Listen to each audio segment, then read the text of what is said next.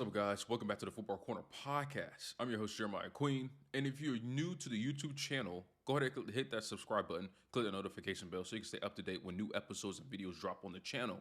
Also, if you listen on a Spotify or a podcast app like Apple Podcasts, Google Podcasts, go subscribe to the podcast. It'd be greatly appreciated.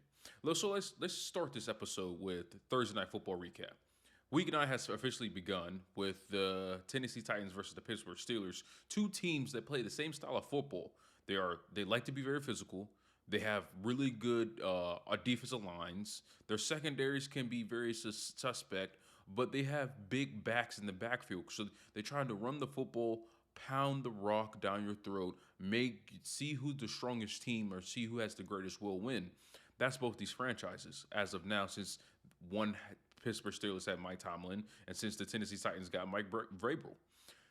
So I'm going to talk about Will Levis and Mike Vrabel and the Titans in just a bit. But let's talk about the team that's actually going to be contending for a Super Bowl in the AFC, and that would be the Pittsburgh Steelers. The Steelers are 5-0 in one-score games.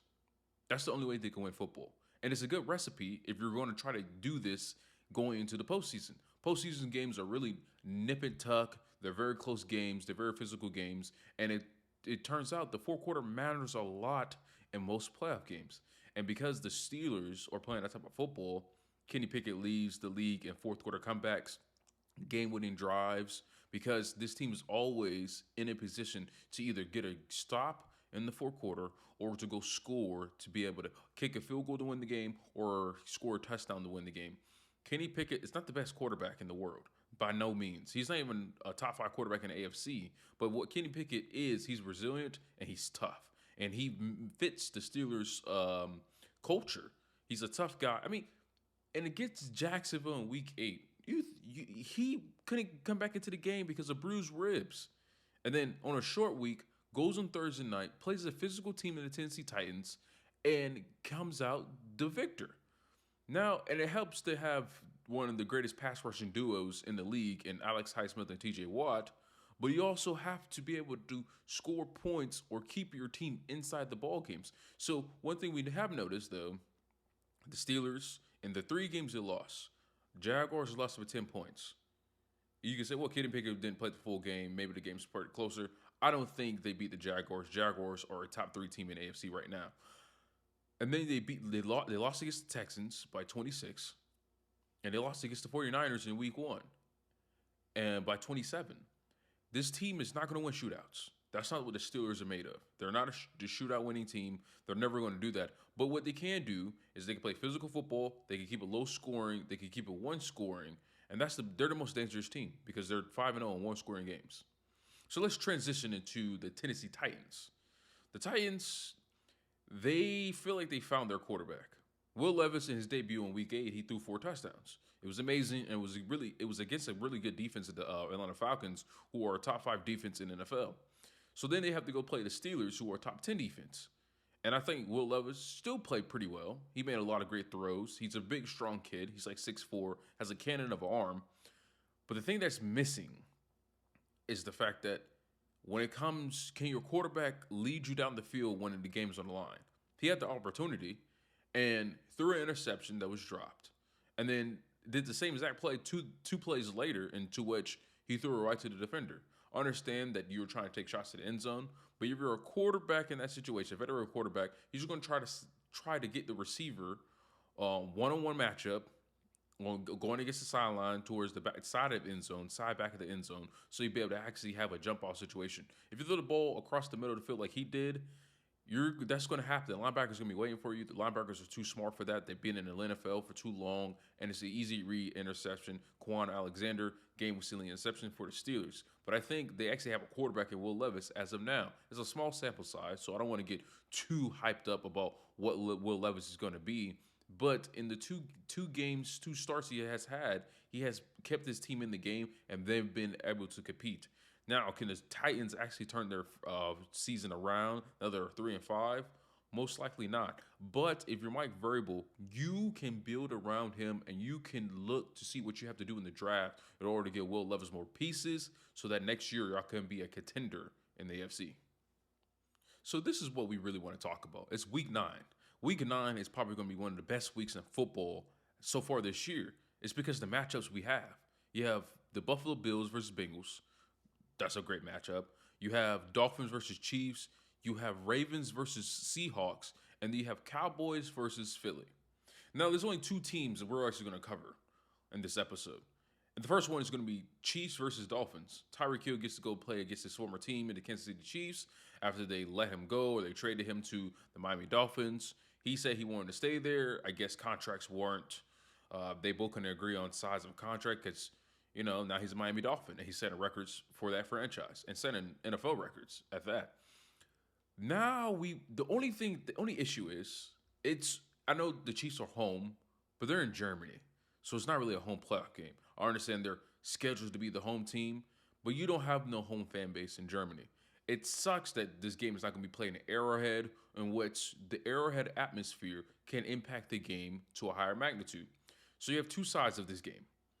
Number one, the Chiefs are lacking offense. Let's just call it what it is. They're lacking offense. Their receivers are dropping passes left and right. And it shows the youth of the receivers. Sky Moore is a bust. Let's go ahead and get that away. Sky Moore is not a good receiver. I don't see him being a good receiver. Kadarius Toney needs to step up a little bit more. The one guy I really do like is Rashee Rice, but unfortunately, he has had a lot of drops so far this season. The only person who's really reliable is Travis Kelce. And Travis Kelce is always Mr. Reliable because he's one of the greatest tight ends of all time. Now, if you're Pat Mahomes, it's really the first time we actually see Pat Mahomes frustrated in a game because of the lack of talent or the lack of awareness or the lack of skill at the wide receiver position. You still have Marcus Valdes-Scantling. If I was the Chiefs, it goes Marcus Valdes-Scantling, Rashee Rice, Justin Watson, then Kadarius Toney. That's how I'll have that type of lineup. It seems like the Chiefs always are rotating receivers in and out during the game, trying to get everybody touches. I don't think you need to do that. Do what typical NFL teams do. You have your top three guys. You need to figure out who they are. If you're going to go to the second half of the season, you need to figure out who your top three guys are. That's not Kelce. Because you need receivers to be able to push the ball down the field because Kelce can't do everything. That's just not how it is. And plus, Kansas City this is the best defense that Mahomes ever played with. So that's on their side of football. And then if you're a Dolphins fan, if you're looking at this, the Dolphins have never played a contender. They never played a team that's above 500. They haven't played a team that's going to be in the playoffs. So the Dolphins have a lot of pressure because as of now, we have not seen the Dolphins beat a team that's competent. They beat the Giants. They beat the Panthers. They beat the Patriots. No other teams are going to make the playoffs. So the teams are kind of irrelevant. I understand the Dolphins can't control who's on their schedule. They can't. But you have to go beat the big dogs. And this matchup means so much. Because right now, if you look at the playoff standings, it goes Chiefs number 1, Dolphins number 2, because Chiefs have had a harder strength of schedule in the tiebreaker. Both teams are 6-2, but who's going to go to 7-2? And that's the biggest thing because if the Dolphins can beat the Chiefs, you automatically have the tiebreaker over them. And so in any scenario which are tied for the number 1 and number 2, the edge goes to the Dolphins, and the Dolphins can be the number 1 seed. And if you're a Dolphins, that's what you want to do. Other hand, if you're the Chiefs, Pat Mahomes has never played a road playoff game. And there's a reason why he's constantly in the AFC Championship game and constantly in Super Bowls. Because home field advantage in the playoffs at Arrowhead, it's one of the greatest atmospheres for the home team. If you're the Chiefs, you want to win this game because of home field advantage. And if you're the Dolphins, you want this to say that you can beat contenders. And also you want this because you want to have the number 1 overall seed. I think this is the biggest matchup in Week 9. And then you transition to the NFC side of things and the Cowboys and the Eagles. The Eagles, this game doesn't mean as much as it does for the Cowboys. The Eagles could lose this game, drop to 7-2, and the Cowboys go to 6-3, and they're still fine because they're one game above the Cowboys, and they just have to beat them in their second matchup.